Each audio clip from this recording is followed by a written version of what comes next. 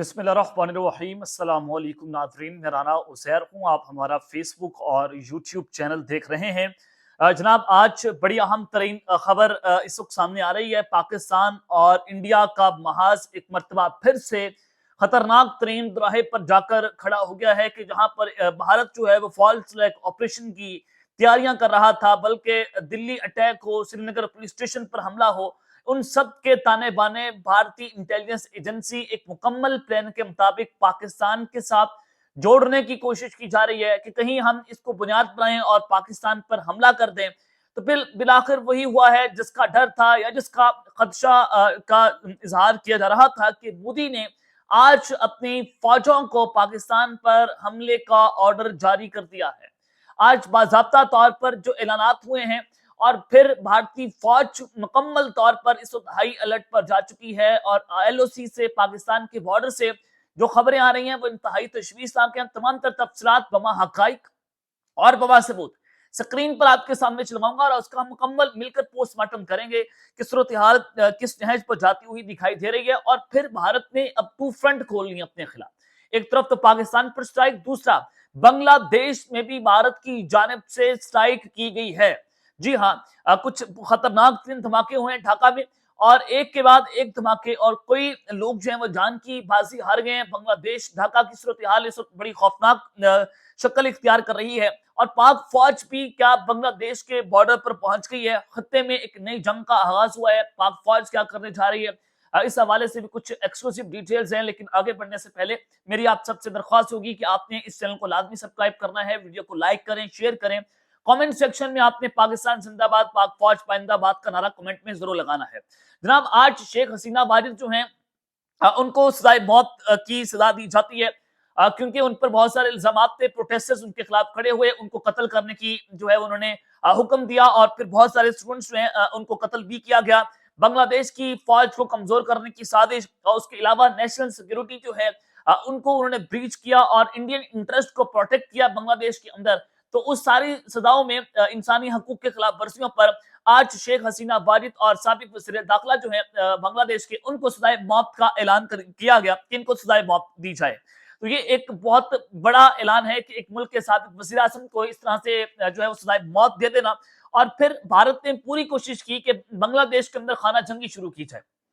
Protesters जो है, अवामी मुस्लिम league के ऊपर तो पाबंदी है, वो सियासत नहीं कर सकते, लेकिन प्रोटेस्टर्स खड़े हुए इस फैसले से पहले कि जब ऐलान हुआ कि अदालत बहुत बड़ा फैसला सुनाने जा रही है, तो बांग्लादेश के अंदर खूनी प्लान्स को तैयार किया गया।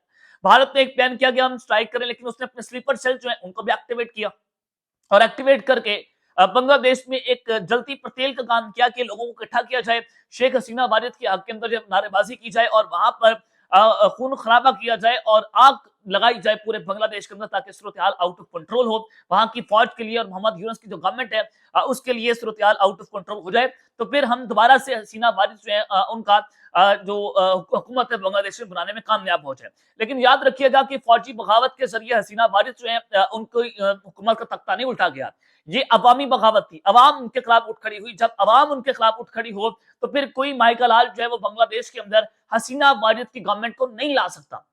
अब भारत इतना इनसिक्योर क्यों है मोहम्मद यूनुस की गवर्नमेंट से? क्योंकि पाकिस्तान के हाई ऑफिशियल्स, पाकिस्तान की फौज के ऑफिशियल्स, हमारे joint chief of staff committee general Sahib Shamshad Mirza Bangladesh के दौरे पर गए, नेवल चीफ बांग्लादेश के दौरे पर गए, आईएसआई के ऑफिशियल्स बांग्लादेश के दौरे पर गए और डायरेक्टर जनरल स्टाफ जो है वो भी उन्होंने बांग्लादेश का दौरा किया। और फिर हमारी डिफेंस कॉपरेशन होने जा रही है, एक डिफेंस वायदा होने जा रहा है कि एक मुल्क जो है वो दूसरे मुल्क के मिलिट्री रिसोर्सेज को इस्तेमाल कर सकता है और बांग्लादेश से जो चिकन नेक है वो भी कोई दूर नहीं है। तो ये सेवन सिस्टर स्टेट जो है भारत समझ रहा है कि कहीं पाकिस्तान ये ना तोड़ दे। तो भारत इस वजह से इनसिक्योर है कि अब उसने सारी नजरें जो है वो डाइवर्ट कर ली है बांग्लादेश वाली साइड के ऊपर कि अब हमने बांग्लादेश के ऊपर जो है वो कुछ ना कुछ करना है। तो हसीना वाजिद की जानिब से इसके ऊपर जो है वो एक बयान भी सामने आया कि मुझे इस फैसले की कोई परवाह नहीं है, अल्लाह मेरे साथ है। और फिर हसीना वाजिद के बेटे ने भी कहा कि हसीना वाजिद जो है वो भारत के अंदर महफूज हैं, उनको कोई वहां से ले नहीं सकता। अब मैं आपको जो बताना चाहता हूँ कि दायर है ये मुजरिम डिक्लेयर हो गए हैं, इनको सजाए मौत की डेथ सेंटेंस जो है वो सुनाई गई है। तो अब क्या होगा एज पर द रूल, क्योंकि बांग्लादेश और भारत के दरमियान मुजरिम हवालगी का जो वायदा है वो मौजूद है। इन दोनों ममालिक के दरमियान वायदा है कि हम दोनों ममालिक जो मुजरिमान का तबादला करेंगे एक माहदे के तहत। तो डेफिनेटली अब हसीना वाजिद जो है वो चाहे साबिक वज़ीर-ए-आज़म है, लेकिन मुजिब हवालगी का माहदा अब भी मौजूद है। तो वज़ारत ख़ारिजा जो है बांग्लादेश की, उन्होंने भारत से मुतालबा किया कि हमने मुजिब हवालगी के कवानीन के तहत शेख हसीना और साबिक वज़ीर दाखिला जो है उनको फौरी तौर पर हमारे हवाले किया जाए। अब देखना ये होगा कि अब जब ये कानून मौजूद है तो क्या भारत जो है शेख हसीना वाजिद को और उनके वज़ीर दाखिला को बांग्लादेश के हवाले करेगा या नहीं करेगा। अगर करेगा तो ये एक बहुत बड़ा सवाल बांग्लादेश भारत के पर काट के मोदी का धर्म तख्त है बांग्लादेश के अंदर, क्योंकि जो ये भारतीय नवाज हुकूमत है आज जो है वो उसका धर्म तख्ता हुआ है। बेसिकली आज भारत बांग्लादेश ने भारत के खिलाफ तबले जंग बजा दिया, उनकी तमाम साजिशें उनको बेनकाब कर दिया। अब भारत क्या करेगा? भारत डेफिनेटली वहां पर दोबारा आग लगाने की कोशिश करेगा। जब आपको मैं कह रहा हूं कि बांग्लादेश के अंदर उन्होंने स्ट्राइक कर डाली है और फिर खत्ते के अंदर एक नई जंग का आगाज हो गया, तो ये क्या खबर आ रही है? जरा ये खबर सुने। बाबा बनारस नामी अकाउंट जो है रॉ के ये एक्स अकाउंट्स हैं, उनकी जानिब से प्रोपेगेंडा शुरू हो चुके हैं और ये उन्होंने कहा कि breaking news, over 50 protesters have been killed in clashes with forces of the Pakistan and US backed Yunus regime in Bangladesh. वो कह रहे हैं कि 50 से ज्यादा प्रोटेस्टर्स जो हैं वो बांग्लादेश के अंदर मारे गए हैं यूनिस रजीम के खिलाफ प्रोटेस्ट करते हुए।